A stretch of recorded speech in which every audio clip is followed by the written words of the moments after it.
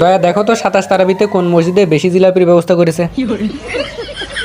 Sir এই যে 15টা মসজিদের লিস্ট, এই মসজিদগুলোতে জিলাপির পরিমাণ বেশি থাকে, আর উপরে যে 5টা মসজিদ আছে এখানে কিন্তু চমচমও দেয়,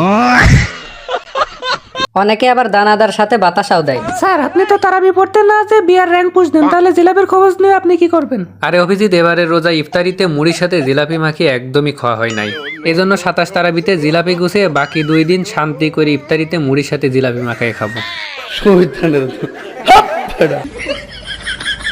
শোনো, 27 তারাবি অর্থাৎ কদর রাতে পোলাপান সব যাবে নামাজ পড়তে, তার মানে কেউ গেম খেলবে না। এই সময়টাতে আমি বিয়ার র্যাঙ্ক পুশ দিয়ে গ্র্যান্ড মাস্টার উঠে যাবো। স্যার তাহলে কি আপনি তারাবি পড়ে জিলাপি নেবেন না? আরে জিলাপি তো আমি নেবই, নামাজ শেষ করে মিলাদ পড়াবেন, মিলাদ পড়ানো শেষ হয়ে গেলে মুনাজাত ধরার আগ মুহূর্তে তোমরা একটা মিস কল দিবা আমার কাছে। তোমরা মিস কল দিলে আমি সাথে সাথে মসজিদে যাব, যাইয়ে জিলাপি নিয়ে চলে আসবো। এটা মানতেই হবে স্যার, বদ বুদ্ধিতে আপনার মাথায় একদম গিজে না।